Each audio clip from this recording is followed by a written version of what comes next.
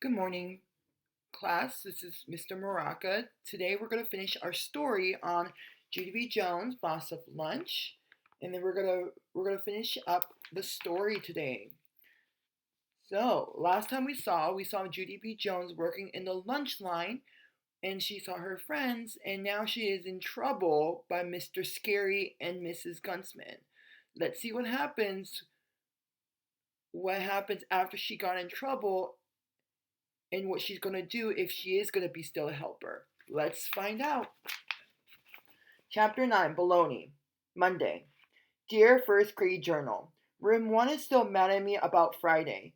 After we went back to the room, Mrs. Gunsman brought bologna sandwiches for the children who didn't eat. They were not a hit. I sat at my desk and I ate out of my new lunchbox. I had a tasty peanut butter and jelly sandwich. Because brought lunch is better than bought lunch. And that's not even my fault. Some of the children watched me eat. They made growly faces at me. Today, Herbert is my only friend. Also, Lenny and Josue were being reasonable. I wish Friday never happened. From Judy B., first grader. I peeked my eyes at the clock. It was almost 2:15. Just one more hour before I could go home. I tried to make the clock go faster with my eyes. It actually didn't work that good. Just then there was a knock on our door. Mr. Scary answered it. Why, hello, he said. Why, hello yourselves, in a friendly voice. And guess what? It was Mrs. Gutsman. She walked in the room with two boxes in her arm. My heart pounded to see that woman. 'Cause what if she came to scold me? I slumped my way down to my seat so she couldn't see me. Mrs. Gunsman set the boxes on Mr. Scary's desk. Then she looked all around the room. I slumped in my seat even further. Only too bad for me because Blabbermouth May pointed at me. Mrs. Gunsman, Mrs. Gunsman, she hollered. Judy B is trying to hide from you. She is sliding down her chair so she can't see you. But I'm keeping track of her movements. After that, I slid all the way to the floor under my desk. I curled into a ball and hid my head. Pretty soon, I heard feet walking to my desk. I am getting used to that sound. The feet stopped next to my chair. I opened one eye and peeked out. I saw the bottom of Mrs. Gunsman's white apron. Judy B., she said, her voice. Why are you sitting on the floor? I didn't move any muscles.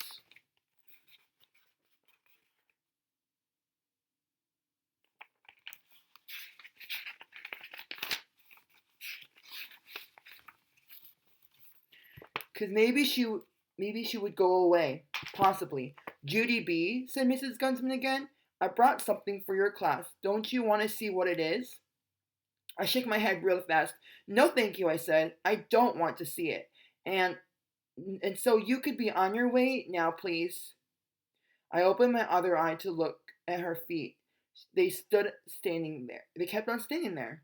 Then all of a sudden, I heard a loud groan.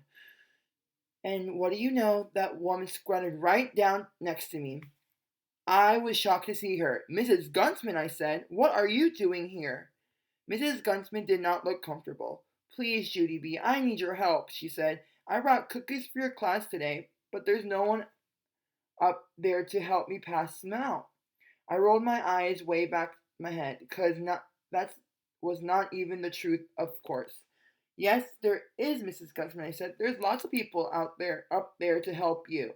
Mrs. Gunsman shook her head. No, no, no, you don't understand, she said.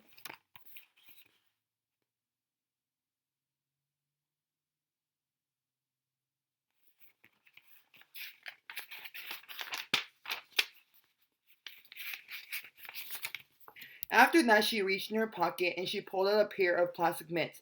I need a real helper, Judy B., she said. I need someone with experience.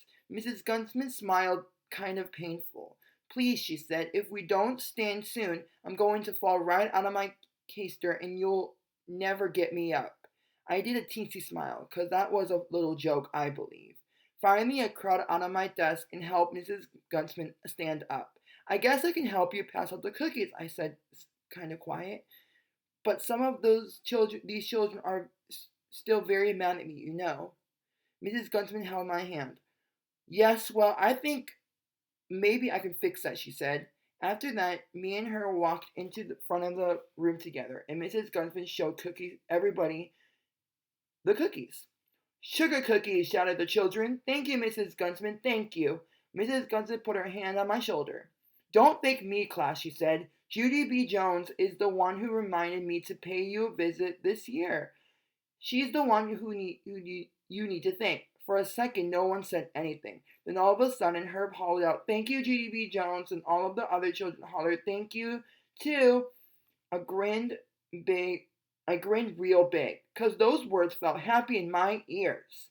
After that, I hurried back to the sink and washed my hands, and I quick put on my mitts and ran back. Mrs. Guntsman gave me a thumbs up. Ready to go, helper, she said. Ready to go, I said back. And so then both of us passed out all of the cookies together, and I did a perfect job. And so here is what I'm thinking.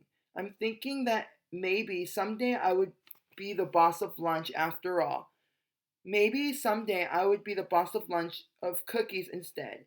Because boss of cookies is the most delicious job I've ever heard of. Plus also I will get to make all the cookie rules. And I've already thought of rule number 1. I wrote it in my journal so I won't forget. Rule number 1. 1. The boss of cookies gets 5. Not 3, not 4, 5 sugar cookies all to herself. P.S. Only never eat them in front of the children, because that would be rude, probably. P.S. again, plus sometimes she can even eat 6. Ha! The end.